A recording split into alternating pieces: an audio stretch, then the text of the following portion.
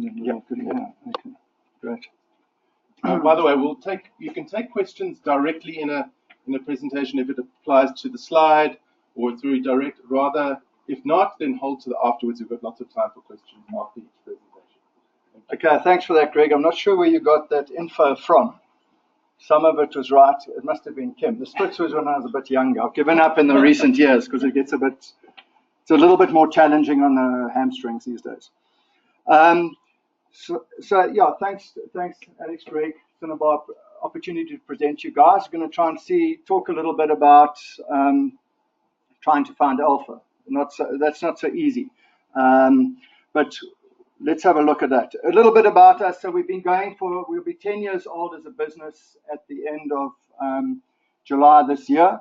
We started 6 weeks before the Lehman's crisis, which was not very clever, but managed to survive that. Started in the hedge space, and then with 100 million rand at the time, and then we've grown the business steadily over time, and we went into the long-only space 5.5 years ago. But so the composition of our business now. Gavin and myself started ex-Deutsche. I was there for 12 years. Gavin was probably there about 10 years. Came back from London and joined me. And I guess if we look, we're running assets now of about 21 billion or so. Our hedge assets about 3.5 billion. We do Africa as well, and we're running about 2.5 to 3 billion rand in Africa, non-South Africa. So that's the business. And the split of assets from an international basis, we have about 55% of our assets come from offshore. So that's the business. From a team-wise, we've grown from literally 3 of us in the beginning. We now have 21 individuals in the organization. We've very much fundamental bottom-up is the core of our philosophy. We've got a whole lot of accountants, which is not a good thing these days. I think we've got about 12 CAs in our ops, our businesses, but that's not good. Maybe we're all going to lose our CA charters going forward, but we do have about 11 or 12, 13, 12, 11 CFAs. Okay, that's just the investment team there. In terms of if we have a look, our business, so we're going to focus on the long-only space, not the hedge funds, which we run. I guess starting off really in the unit trust space with the flexible unit trust. That was the first fund that we started running. We 5 and a bit years now, and we thought that is typical to the opportunity to move the nets around. Not that we do it hugely, but at least have the opportunity. So the objective in that fund is to try and over time beat the Aussie, but at a lower vol than the Aussie. So that was the objective when we started. And when you start funds, everyone wants to know what's your objective. You think you have a sort of objective, you try and do that, and over time you see what happens. Pretty much so that's what this has done. It's been going for 5 and a bit years. It's done 14% compound. The market's done 10 over that time, so it's done pretty well. In that category, it still is last month #1 over that period.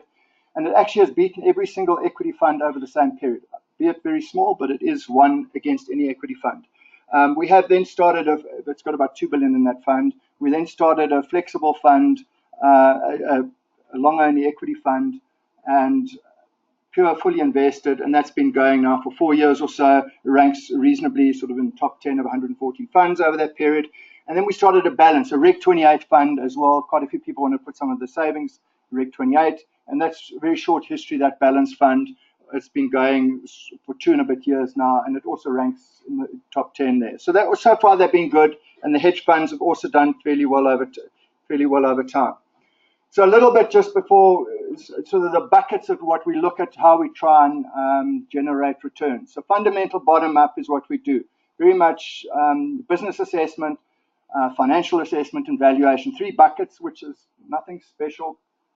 It's how well you do it. That's it. Everyone sort of does it. It's just how well each bucket you do and the attention to detail in every bucket. So that's what we do, and we've got lots of guys, and we do no different, I think, to anyone else out there. Over and above that, and then we have a macro overlay, so we pretty much 2/3 bottom up, 1/3 top down. And then what we do, I think, differently, because everyone, sorry, I'm struggling. I was on a plane from London this morning, so I'm struggling a bit. Not that bad. What we focus on is, from investment banking background, special situations, event-driven. We play quite a lot of that, whether it be in South Africa or Africa. So that's an area where we are a little bit different. We cover Africa A lot of South African companies also have Africa. We have a lot of the investment team travel. Everyone travels, with the exception of one person. Everyone just travels to different African countries. So we do. Our banks analyst does South Africa, will be in Nigeria, Kenya, Egypt. So we look at it holistically, which does give a bit of an advantage. And then I guess the other area that we do is when you have capital raises, placings of shares, underwritings, that space. And we'll have a little bit of a look at that. And that's what the focus will be. So if we do the core of what we do is the bottom part, and if we get right 60% of the time over time, we're comfortable we'll be in the top decile of any of the managers. So that's what we'd like to be. We get lots of things wrong, but if we can get 60% right over time, we think we'll do pretty well in the long run. Okay, so this is the area. So that we're going to focus on is opportunistic trades, really, because I think that's where picking stocks, you can get good stocks, you get bad stocks, hopefully more good ones than bad stocks relative to an index over time, but special situations come across and they can add quite significantly to your alpha. So if we just look in the last 12, 18 months, some of the players that we've been in, there've been a couple of capital raises. Now, if we look at something like Dis-Chem, for example, Dis-Chem, when they came to the market, they didn't release much stock. It was placed at 18 Rand. It must be about just under a year and a half ago, that they placed the shares, very difficult to get. And that stock now it's up 100% since over 100% since listing. Now, how do we go about? Everyone wants to get Dis-Chem because it was going to be a very attractive share. So you need to play different angles. One, you need to know the bankers who are going to run the deal. So that's fairly important. So you need to know if it's a Citibank, if it's Investec was involved in it. You need to know the heads of the capital markets. You need to early on up front tell them that you're interested in getting the stock. Then you need to try and know the management. That'll also help because when shares get allocated, the bankers get involved and they say, okay, let's assume there's R1 billion to be allocated out to the market, just simply. Then they'll say, okay, well, our key clients, the bankers will say our key clients might be Coronation, Allan Gray. Laurium sort of sits, it's not up there quite yet. And then they'd go down. Who do we want? Which shareholders do we want to have out there? Then they talk to management. Management will say, no, but listen, we know those guys. We want to give them some more shares. So there's a combination in any allocations, how things work. I guess the price you come in, if you put in a price, what you're prepared to pay. So there's a game to play that. And having spent many years being on the other side and doing these things, we have a pretty good idea on how these things work. As it happens, Dis-Chem, we've got extremely big allocations. We've got about R500 million in the placing, what we did. It does help that the COO is sort of a neighbor, COO, in that instance. It helped the process. So it's important. You need to know the management and you need to know the bankers to help you get a decent allocation. And you can also go early up front. If you tell them a couple of months before, listen, we want to be there, we want a big slug of your listing, well in front, they tend to look after you. So if you give them an undertaking beforehand. So we do that as well. Another one, okay, Star was linked to, there was a placing the other day. The listing has been very successful until the Steinhoff debacle happened. We'll have a look at that. But it's from the listing price, it's actually above that. They had a placing the other day where we actually took, I think, 200 million across our funds. That was a week ago. Steinhoff placed about 6-7% of their holdings. There's still more to come in 3 months' time because there's a lockup. And there we took, the number is probably about 150 million or so of shares at a decent price, 18.50. Today it's, I don't know where Stars, it's 20.50. That's just in a few days. So it was down at a 10% discount to where it had been 3 days before. We'll play it, and we'll probably look to get out of it. If we make 10% plus, 10-12% on that, we'll sell it because there's more coming in 3 months, 4 months' time. But it is quite cheap anyway because of this overhang. So that's something we played. I guess rights issues. So rights issues, there's, who knows what a rights issue is?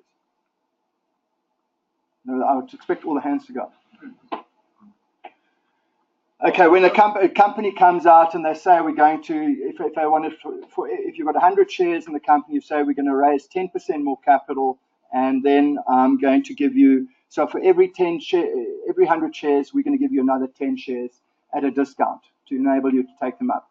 But sometimes what happens, you get situations where excess right, people don't take their rights up.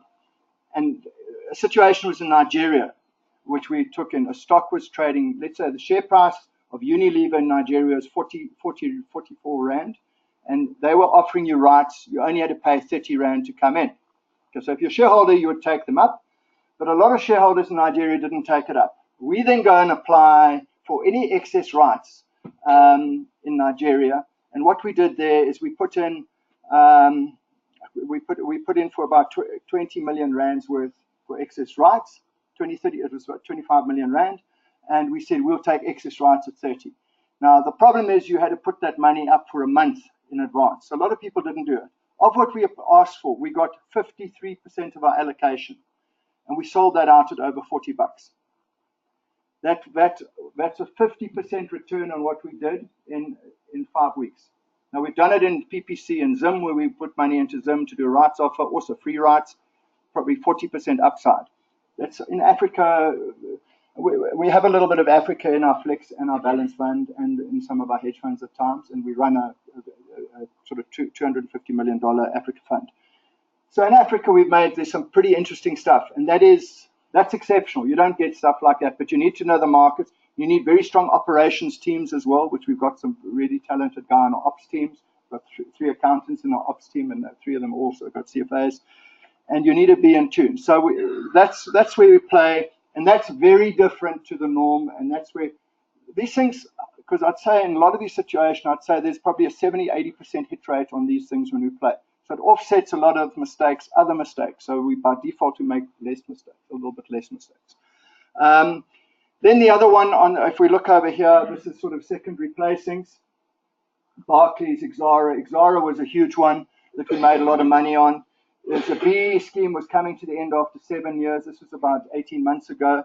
And everyone knew the BE groupings, as soon as they came to the end of the period, they were going to sell their shares because they were in the money for 7 billion rand. So what happens when you can share after 7-year lockup, your 7 billion's coming you? What do you want to do? Who knows? What are you going to do? You're going to buy some toys, cars, a few things. So we knew it was all coming. So this was going to, in our hedge funds, we were short. From a month before, we actually shorted the stock.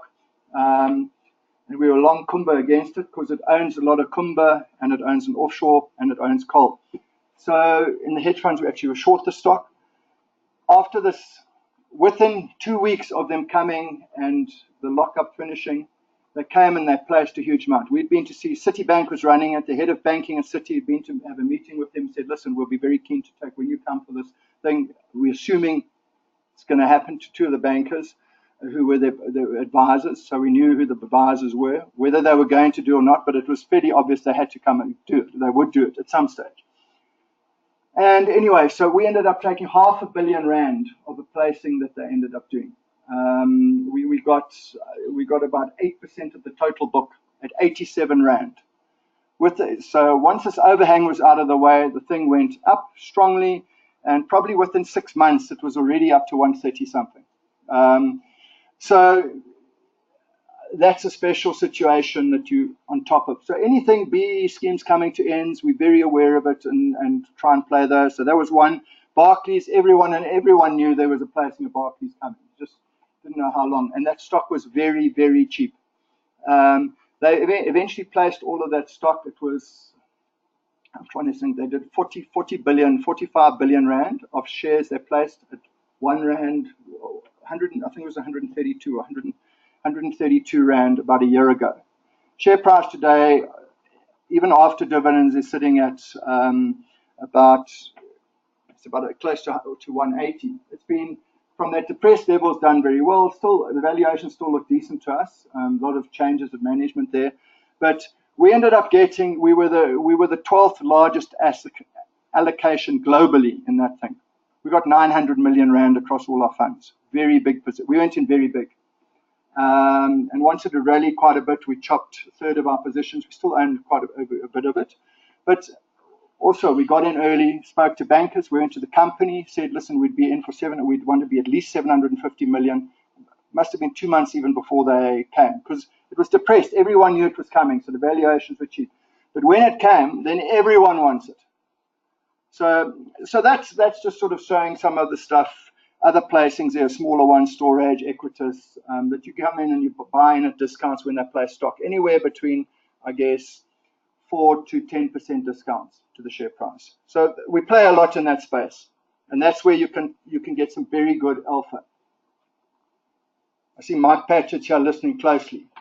Did the bankers know you were short of Exara at the time that you found? We didn't tell them. We didn't have to tell them.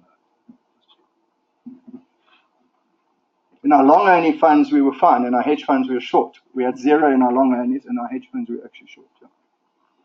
But we'd shorted it quite a way before. Yeah. Okay, so now we're going to just look at a sort of a simple example, which is quite topical, I guess, with what's going on. The biggest bugger up, and the answer is yes, Steinhoff. We've known Steinhoff for a long time. We weren't clever enough not to be in it. We had Steinhoff shares in when it collapsed in December last year. This would happen there. So it was actually at the JP Morgan conference when stock went down 10% day one, 10% day two, something was going on, and Marcus Jooste resigned, and then it fell 40%, and then it's continued to go down. So we had across our funds, from our balance fund of 1% to, I guess, in our equity fund, we were running, we had about 3.3% in the shares. And some commentators thought that in half an hour you could read the accounts and sort of pick up that you could see what was coming. I don't know. You know, a lot of people there, non-execs, that they didn't see it, and it was outright fraud, I guess, and it's quite nasty, some of the stuff that's still coming out. But anyway, so we were reeling in that, taking a lot of pressure over that time. Now, Steinhoff owns, I don't know the structure of Steinhoff. Steinhoff actually owns a lot. In South Africa, it owns, who knows what Steinhoff owns? It owns some listed shares. Who knows what they are? Some of you got to know. PSG, they own 25% of Yanni Mouton's business, PSG. They own 70-something% of Star, which is a great business, which used to, an old Pepcore business, Pepcore and Ackerman, so they own that. They owned Cup, another really good business, Unitrans and that. All very clean businesses, well-run businesses. So they own all of that in South Africa.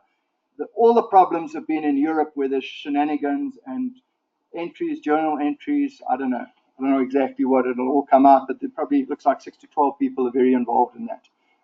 But Aussie was no problem. Asia's no problem. All sat in Europe, what was going on there. Anyway, so PSG, what happened to PSG here? So PSG, they own 25%. Steinhoff collapses. Everyone think all the underlying shares, which is a huge issue here, maybe they're going to need to sell some of their shares. So Steinhoff was trading up here at the price. I can't even see that. It was close to 3,000. Sorry, PSG drops down, and this is when it happens, and bang, this thing comes down in the next few weeks. So what happens? We think then, after we're getting over the shock of Steinhoff, we chopped half of our Steinhoff position straight away. We kept the other half, which is not so clever. But over here, so it's about 4 or 5 days later, we think, well, this thing's down. Maybe PSG is going to go and buy the shares out.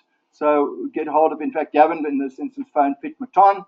We phoned him and said, listen, what's going on with your share here? It's falling out. Look, we'd be quite keen. We said, are you guys going to take some more shares, take some off their hands? We'd be keen to come in, and we said we'll be in for R500 million. We said we're happy to come in at R500 million. That's obviously a decent discount to that price. So to drop to there, we wanted a discount. So anyway, nothing. He said, no, they don't think they're going to take any more, but he'll sort of store that away. Okay, what happens? A week later, Steinhoff have to place some shares. So we get taken over the wall, and What it means is they take a few people, you have to sign a sort of a disclosure that you can't trade the share, non-disclosure agreement. They do it with a couple of people. Because we've said we want $500 million, we get that on a Friday, and then they say they're going to decide what they'll do on the Monday. And we sign a document. In this case, we had to sign a document for the size we wanted, and we had quite a cheeky price. And we said, yeah, we would like to come in at about 225. Share price at 225. It was trading when it was trading 240 is where they actually placed it. So we said 225, and we also wrote in we'll only take it if they place the full amount of shares. So we didn't want an overhang. Said if you place all the shares, we're in. So what happened? Steinhoff only came and placed half the shares. So we actually, I think there were only 2 people who didn't go into book build. So they placed the shares. We didn't. We said our price was much lower. We said we're not in, and we didn't want to raise our price. And then what happened is Cyril got in. So off the share price went, and obviously a few chirps in the office. Oh, we should have gone in. We should have gone in. We didn't go in. So it bounces up like that, and then it's so decent. So you made good money if you went in that time. Decent discount to the market. It was placed at the 240. So time moves on, and Steinhoff gets worse and worse, and they need more capital, and I think this seems like it's going to continue. And then we get to a situation end of January. So end of January, the share price is still trading at this levels 260 over here. They come with the second placing, and they're going to clear the whole amount out. So at this stage, even though we said, well, we're prepared to pay higher because we know there's no more overhang, the whole lot's gone. There was a small amount that they were keeping, literally 1.5%. So we're good to play. And that's when we went in. So the first book build was 235. We went in at 240 the second time. So we ended up getting a few $100 million. And that's the price we paid. The share price was up there. So you're getting at a nice discount, which is nice. So you bid in the market. So if you're an index player, we can get in below the index. So the passive guys, that's where we have an edge. When they place at discounts. So we just mustn't have too many other mistakes, and then it's sort of okay.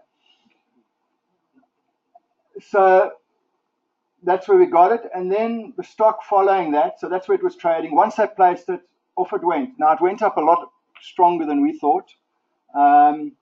Charged up. Because people were so happy that it went up here. And we sold out everything. Now, I'm sure Yanni wouldn't be so happy, but we sold every cent in PSG. It went up 16% in a week we made on this trade. It was a lot of money. So we thought, no, everything out. That was the average price we got out, 278, and we bought it at 240. Then we got, now there's luck and skill in life, and we like to, hopefully we can get a bit of both in time. So the luck part happened because we sold out, and then about 5 days later, Capitec, this Viceroy report comes out on Capitec, fish, down it goes. And what happens? PSG goes down. So that was quite lucky, but we were out, every single cent out there, 16%. So that's just sort of a little bit of what goes on in some of these special situations. It's a lot more fun than your basic, okay, let's look at Barclays. Is it cheap? Is it expensive? It's trading at a 9 forward multiple. It's a 1.6 times price to book, dividend yield of 5%, 5.5%, growing its earnings growth, probably sustainable, 5 to 10% range. But you don't need to go and do too much analysis around it. Everyone's looking at all the analysts. There's not much. Is it cheap? Is it expensive? And then we think it's cheap, but this is a little bit more interesting and dynamic. And I think the difference is we're quite small. So we're running 21 billion. Okay, so it's 18 billion in South Africa. We do $500 million. We do $500 million to $1 billion trade is very big on our funds. The big guys, it doesn't move the needle, zero, unless they got a tiny fund. But the big funds, it means zero. But in this place, we think we can make a lot of money. So that's where we find quite a lot of alpha in SA, and in Africa, there's huge potential. Our Africa fund has been going 4 and a bit years. It's beaten the index by 10% compound every year, and about 10% compound per annum, and every year it's been above the index, both indices for Africa and South Africa. So it's done, there's some really nice, juicy things in there, but you need to get your hands dirty. You need to spend a bit of time in Nigeria, which is not fun. Zim is easy to go to. Kenya's not so bad. Egypt, Morocco. we sent our one analyst, Paul. We didn't know much about Morocco. He went for a month. He had to go and live there. Airbnb. He did our research for Africa. 1 month. He had to go and live there. His wife joined him for 2. So had peace for 2 months, 2 weeks. Okay. I'm not saying which 2. Okay, I don't know, outlook and positioning, very briefly, just and then look at where we position. So obviously everyone's, on a global basis, I mean, the big issue, I think it's flogged to death, what's going on. QE easing globally, rates rising, it's all about the 10-year yield. Where does it go? Our view is you get to 320 this year. Inflation's still an issue, ticking up. Dollar probably weakens a bit. So it's a race to how sharp the yield curve gets. I think once you get to 3.5%, it's an issue. But the earnings growth is still very strong in the US, 16, 17 multiples. When injury time, it's a 10-year expansion. We need to be nervous. But our view is you've still probably got a bit of legs in that market. We probably could retest the highs in the US after this correction. Vol late cycle is high, so you've got to expect it. A lot of money has been made, but we still think there's a little bit more to run on a global basis. Our expected returns beginning of this year in the S&P, we thought a total return of around 6%, which is quite modest. It's actually down. It was probably flat now after bouncing the last few days. So very modest returns, but still look a lot better than bonds on a global basis. And bonds look like they're still going higher, and Europe will follow, I think, in the next 2 years as QE comes away. And the tax benefits, I'm not going to go into all of that. Details. Valuation, MSCI EM looks more attractive than the US, and there's probably still some legs to go in that. Global growth, really good, still at 3.8, growing. SA, everyone's happy from Cyril getting in, so I think it's short term, they're very positive tailwinds in South Africa. I think confidence has obviously turned around significantly, so there's going to be quite a lot of spending. And I think fixed investment spend, this Eskom, this PPPs that have just gone through, IPPs, that's 60,000 jobs, 50 billion spend that they've just announced, 27 contracts on that. That's a start of things happening. And I think businesses, the restocking process we think will surprise on the up for this year. So we think growth this year probably in SAs could be 2.5% to potentially even 3% this year. Strong growth. And then next year, maybe we'll get a similar figure, sort of around 2.5 to 3. So we're quite upbeat on domestics. We've got quite a few domestics in our portfolio, which we did shift, probably about 7% shift into domestics before the election to be neutral rand across the portfolios. We were buying Foschini, Truworths, and we couldn't get enough retailers. We ended up buying Nedbank, which we didn't have, 3% across the funds, which has done quite well, just to get our domestic exposure up, which fortunately worked out okay. But I still think while shares have run quite hard, we've seen a bit of a pullback in these domestics. I think the domestics still look quite decent over the next sort of 18 months or so. We're probably still going to be some decent numbers, decent total returns. Banks comfortably in double-digit returns, total returns, and retailers could surprise in the next 6 to 12 months. If the currency doesn't deteriorate much from here, you'll see their margins widen and probably do quite well. Longer term, there's still big structural things for South Africa that I think is going to be a seriously difficult thing.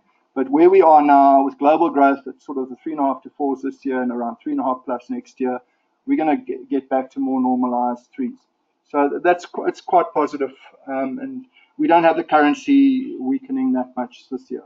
We have 12.50. One house there, they've got to go into 10.50. It's quite amazing. But forecasting currency, we have no idea. Yeah, it's just a higher forecast with the currency compared to a lot of other things. Okay, so yeah, so we're expecting our view for the market this year, beginning of the year, is a 12% total return. Also, for what it's worth, we have quarterly strat meetings and that, but it's all a guess. It's an educated guess, but it's a guess. But that's what we think. And our market is down now probably 5% for the year. So we think SA still looks reasonably decent for the year from where we sit on equities.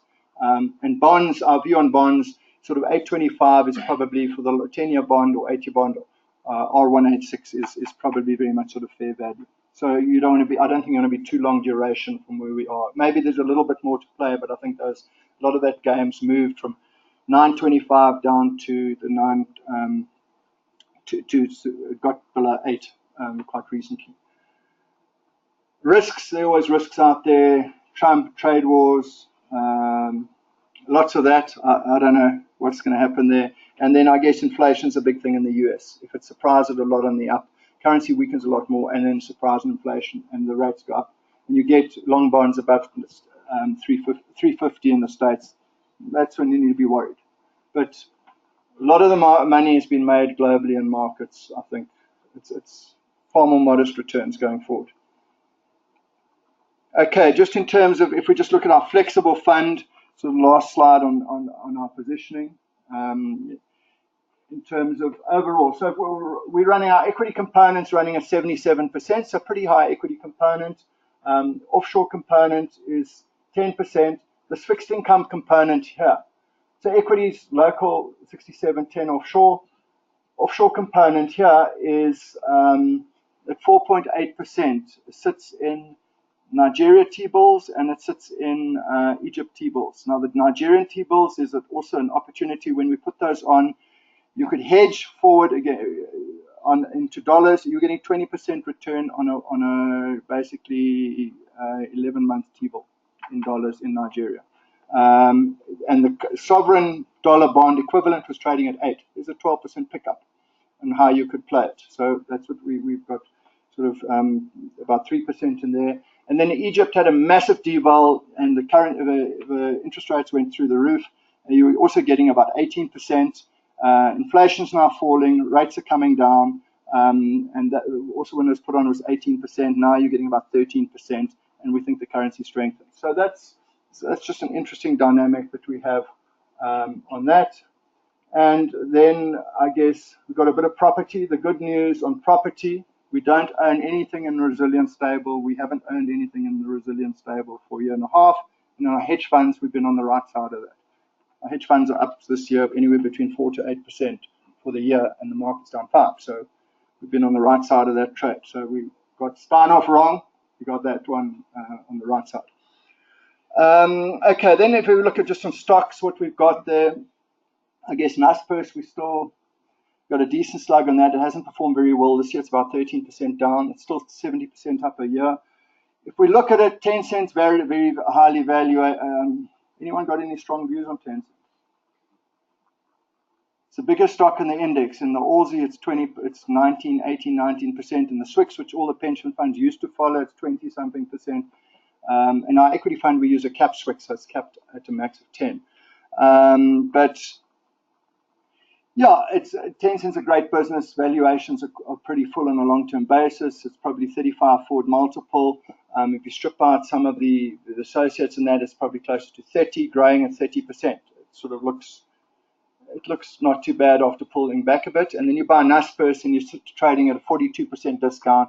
If they just distributed the whole of Tencent, you'd get 140% value. So it'd be 40% more than the value of Naspers. So it's a deep value situation sitting in there. They need to unlock that at time. We're pretty comfortable on that from a value basis. Another one's in a similar case is Raynet. Who knows what Raynet is? Okay, Raynet holds, it's part of Johan Rupert's businesses, so he owns Rembro and Raynet. He split that out, and then he owns Richemont, which is offshore, all his assets. So he's got Richemont, which is, he says it's his get rich one. Raynet is stay rich. That's how he looks at it, keep it simple. But he hasn't been doing so good in Raynet recently. And Raynet owns British American Tobacco. It's probably 70, well, in the total NAV, it's 70%. It's worth 110% of the actual price of Raynet is what it is. And then you get a thing called Pension Corp, a UK business, very good business. So they will list in the next 2 to 3 years. And so this is trading at a 40% discount to some other parts. So it is extremely cheap. Now we need a catalyst. Now Johan's got very long term, and you don't phase him or move him too easy. But it is cheap as chips. So we prefer that by a long way relative to BAT. And BAT in its own right, we think is very cheap, extremely cheap. It hasn't done well, but recently it looks very cheap. Rayner's the way to go. So that's why we've got that there.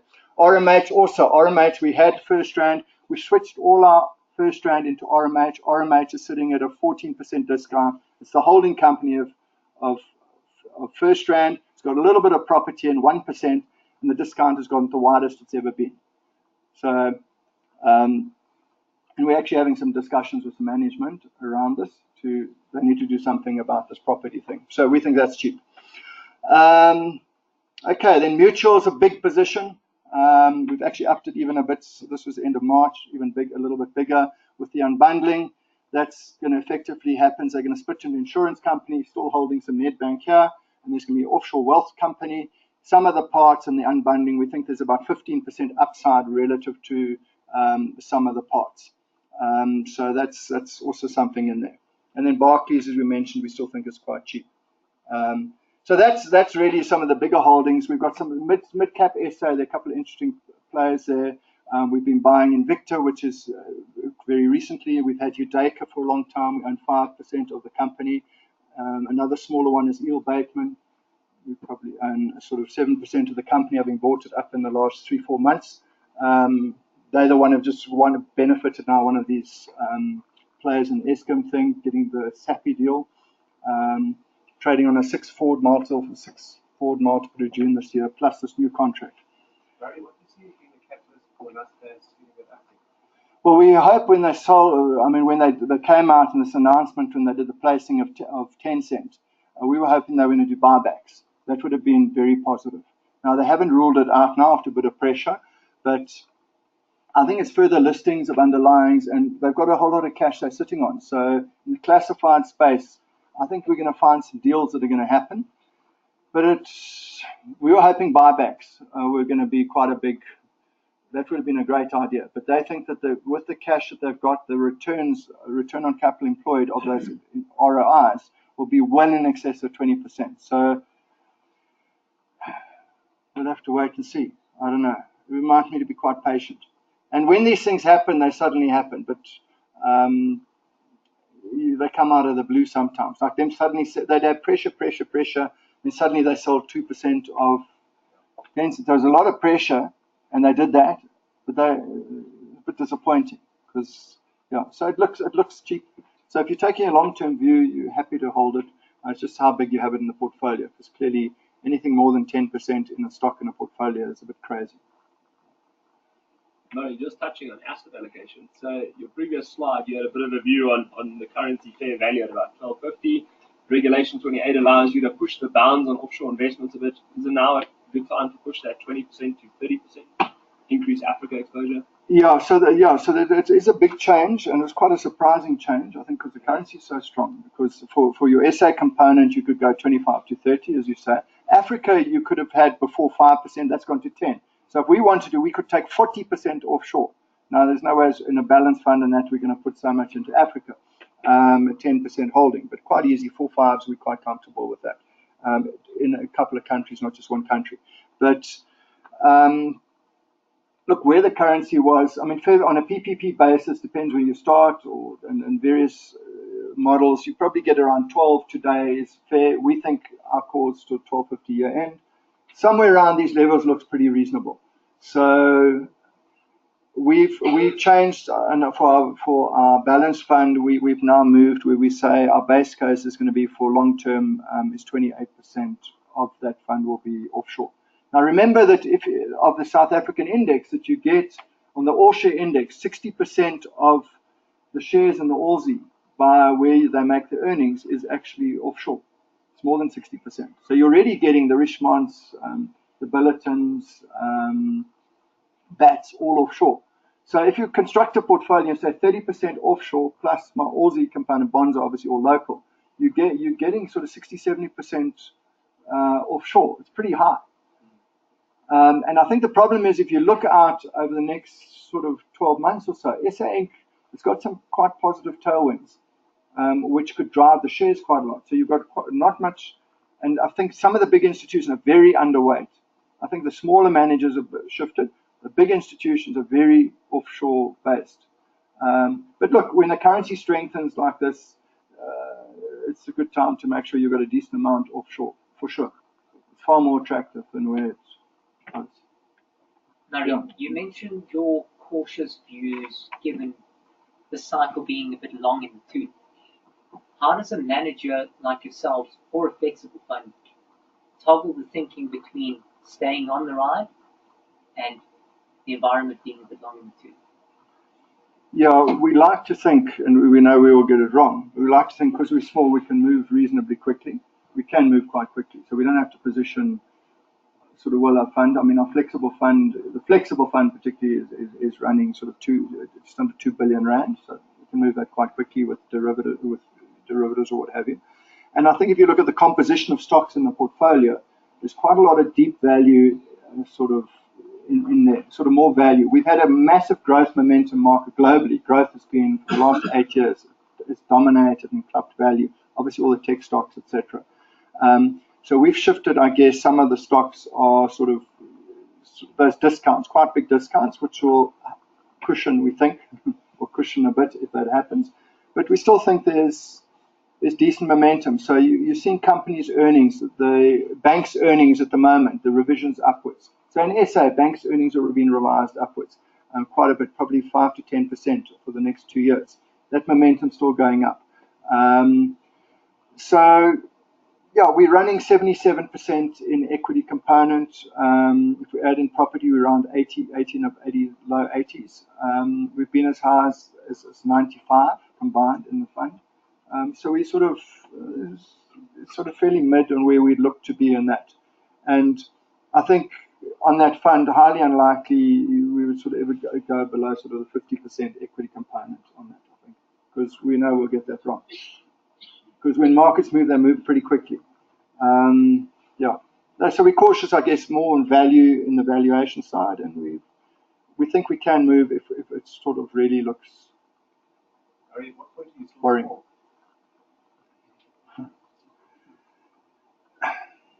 Well, when we can't play in the mid-cap space, so the top 40 is really where all the trade is. But then in the mid-cap space, which goes from 40 to 100, by the JSE definition, and then the small cap, which is from 100 more. We still have a few small caps, but I guess at 18 total equity component, I guess if that moves, yeah, I think if we got sort of 30, 35 is quite a big. Yeah, it's quite big. You can't move. A lot of these special situations where you do 500 million, those are big. You can make big differences there. So if you get up to 30, if you're doing 1 billion, it's a 3% position basically, and then it's not going to help as much. But look, there are a lot of guys who have running 5 billion, 500 billion. And do very well over time. But you can't move your portfolios. You can't move around, do things, special things. You just say, this is what I like over time, and you just sit. And they manage to do it decently. But smaller managers, the boutiques, if they've got decent investment teams and a reasonable size, I think can do pretty well. Yeah. Murray, just thinking around Steinhoff and where the country is in terms of corruptions coming out through our government. We're seeing coming to the fore now, we're seeing the corruption that was in government, which we knew was there, and now that's coming. The Steinhoff is an example of corruption in the private listed sector. What do you see coming? Is going to be more? How do you think about that in terms of special situations? Because when you look at something, you must want to get a feel about the company. Has it, what's changed have you changed your thinking around what happened with Steinhoff, where we are? Yeah, look, it definitely has brought a far keener focus from everyone out there onto governance. So ESG is a big thing. It's growing bigger and bigger globally, and we have a policy on that, and we have governance is a key part. I mean, the social side, we run some money from Norwegian pension fund, and we've just got 6 different books on how we should approach investing as it happens on human rights, child rights, climate change. The books on everything. So it's a big thing globally what's going on. But we focused very much on governance. So we'll try management, credibility, and yeah. So there's certain management teams that you listen to, you wouldn't believe what they say. They're certainly very conservative. So you have that. Look, and Steinhoff was always aggressive, and we knew that. But then you look at the board, then you put Christo, and now Christo's also some not such good stuff coming out with him. There's also a few things. It seems to be getting worse and worse. And then even Investec linked into some of the stuff they were doing. It's sort of, I don't know if you saw today in the papers with Bernard but we focus on it more so than we did. I mean, there are a couple of companies. You look at EOH, you look at anywhere there's a bit of a worry. The discount rate that you're applying to stocks has gone up, basically, for the market as a whole, 100%. You can see it in Capitec now. You can see it in EOH. The guys won't go near this thing. There's some noise there. So I think we just try and be more due diligence on that. We've always been aware, but you just heightened awareness of that. But if you think there's a bit of a risk, hang on, well, maybe don't even go. Maybe you shouldn't even go there. There's the slightest doubt. You just, the levels of company have been pushed up, I think, across the whole market. But it's not good for SA, because I think if you look at the ease of doing business, South Africa's rating in the financial market, we've just slipped massively now in the IMF. That's all world competitiveness and that. All our auditing professions, market governance in the JSE, we were top 3. We've now moved significantly outwards, which is not good for SA Inc. And then government also now have a scapegoat to say, oh, well, look, it's happening all over, which is unfortunate. Other questions? Yeah. So just to follow up with Greg's question, obviously everyone there's this heightened awareness around specifically governance like you mentioned. I mean, does that potentially create an opportunity for a business like yours, specifically in the hedge fund space? And what I'm sort of getting to is, I mean, like a business like Resilient, I mean, I think noise has created a lot of price movement. Yeah, look, I think that's absolutely right. As soon as there's concerns around companies, people they get nervous. So the vol from that is much higher than what it was before. So, and the Resilient, yeah, look, there's been some papers come out, Resilient. There's a lot of, I mean, we'll just have to see what comes out. Under investigation, there are a whole lot of things that are there. We'll see what comes out there. I mean, we've done a lot of work on it, and the report was surprising what came out. The independent report, that the board's independent report. It hasn't been published yet. No, they came out. It came out, but with the finding, they found nothing wrong. Yeah, they found nothing, but nobody's seen it yet. It's still with the FSB and with government. No, there was an announcement saying independent review on all aspects in the scope. They found nothing. Yeah, but no, you haven't seen the actual report. That's right. No, that went back to the company, and this is what they released. There's nothing. The FSB and the JSE are still investigating, and we'll wait and see what comes out. We're very surprised on what has come out. And we've done a lot of work on different things that we thought were happening. Yeah, 3, 1, Yeah. 2, 3. You showed us that you still projected we could make 2.5% in terms of growth this year. In spite of all the corruption that is, I don't think we've seen it's just my personal view, but I don't think we've seen the tip of the iceberg yet. That's number one. And number two, the whole land issue. Personally, I don't watch Carte Blanche too often because it upsets me.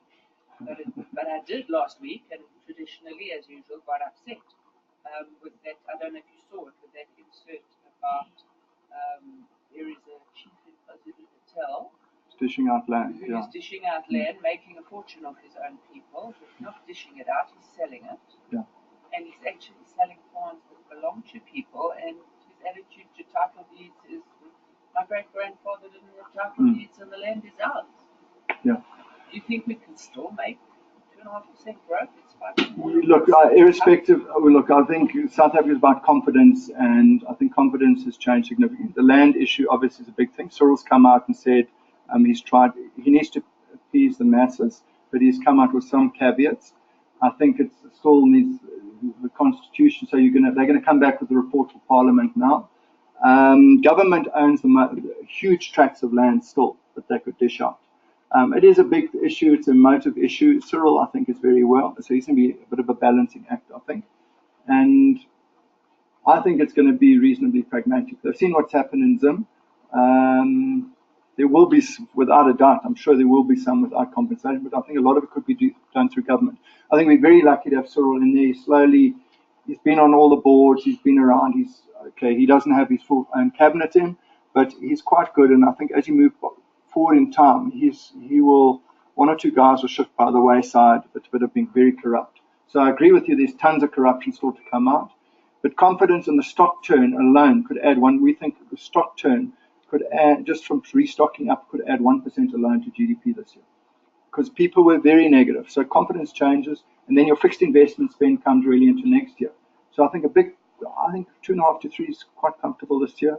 Well, we think. Unless there's something really fall down. But globally, things are growing. So it looks very good for now. But longer term, they're big structural forces, the unemployment, healthcare, how we fund things. But for now, I think it's quite a positive environment. So maybe it is a time, cash, when things are positive, really positive, it's a time to balance your portfolios that you just take a little bit more.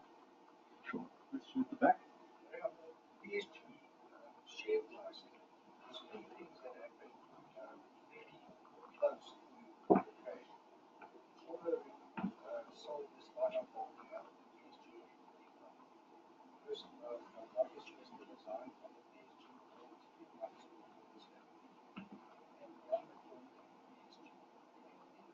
The German regulators, one question, maybe let's start off with the PSG holding companies. No, I don't think. I mean, South Africa is very ring fenced. In fact, we had a meeting with the Reserve Bank because there was about 60 billion of assets in South Africa, and there was debts of probably 25 billion, and that's sort of ring fenced. And so the SARB needs to get the money to go offshore. So they're cleaning up the debt locally and paying everyone back out. There's some interesting preps that sit in there. And there's no issue on the local side on that front. SARB is very much in line, banks, etc. They're all over that. The shortfall is sitting in Europe, huge shortfall. So the money needs to be released from here. So, but first you need to pay all the debts off, and then money will be released up. But coming back to PSG, I don't think there's any issue at all. PSG is a standalone entity, 25%, and it's gone down to 0. So I don't think at all there's any issue on it. The stock now is trading in the sum of the parts, it's about a 10% discount, 10-12%. The results are actually out, I think, in stable in the next week. So you'll see Consult come out, you'll see Puro come out, Capitec, and then obviously you're going to have the PSG presentation. So there's going to be a lot of commentary, I guess, in the papers around the stable in the next 10 days. But I don't think there's any issue on pricing play. Nothing. I mean, the guys from all dealings for those guys, 100% honest guys. I know PSG quite well, and PSG did hold Steinhoff and have in the past, but was sold out a little further back than I don't know the exact date. And then Jan Mouton, who was obviously involved for a long time, actually stepped away 2 years ago. Yeah. So it's actually not that recent. So he'd already moved out of the investment team. And PSG Asset Management and PSG Group are quite different. They actually got quite a bit different culture. They don't sit in, one sits in Stellenbosch, one sits in Constantia. So they're not really that close. They're obviously owned, but it's quite a separation there. So we obviously looked at that because we do invest in PSG Flexible. Which is done obviously extremely well over time. Yeah. It's owned by Consult. So Consult is the holding company. First is the CEO of that business, and then Annette Hearn, you know them both pretty well, who runs the asset management, CIO or CEO of asset management, and then the funds fall under that. Yeah. But I don't think there's anything at all. One question. Yeah. Last question. Sorry, last question. I think it's been answered. Is this on this your opinion about actually domestic growth and Ramaphosa's investment forum or whatever he wants to create now in August to try and generate 1.2 trillion into South Africa? And I was just trying to get what the impact of the land issue be on such a, is that an asset test in terms of how serious the world outside of the local investors will take it? Is your feel on that? Look, I think that this whole government and business initiative, which got started by a couple of guys really driving that. Clearly fell apart. Zuma wasn't there. Everyone else was trying to get Praveen and them trying to get things going, and that fell apart. That whole thing has come right back together. So Cyril is, and Stephen Costa's very involved, and Gore, a couple of others. That initiative is very much together, and companies have committed to taking people who didn't have jobs to 1 million, and they've literally said this company will take so many on an Excel sheet, so many people to this company. So I think that's great. The business and government initiative with Cyril there is back in place, and government and private enterprise working with government, I think, can do huge. If we start, obviously our parastatals, Eskom's a huge issue. If we suddenly get private-public partnerships start to happen, longer term, also going forward, that could be huge. Now, we need to see what happens. But if that starts happening on Eskom, they do some stuff, I think our growth, we could be very surprised on the up. Us South Africans are pretty negative normally. Internationals get more bullish. So there's a lot of quick wins. I think the corruption stamping that out that can be done, and business working together with Cyril, I think it's going to make a very big difference what we can do in the short term, definitely. So from a very low base, we can get up quite quickly, I think, as long as the world doesn't fall over in the next 2 years. The growth still looks okay. Thereafter, I think that's when it's really going to be very difficult for structural impediments to get those right. We'll have to have very bold moves that get made, and that's going to be, I still think, it's a very big challenge. But next 2 years, I think there's some big uptick from where we were. Off a very low base, we'll go up. And we generally, when things start going up, you get surprised on the up. When things goes down, you get surprised on the down. That's what always happens. Well, 90%, 80%, 90% of the time, that's what generally happens. So, cool. Great. Thank you. Right. Thank you very much, Murray.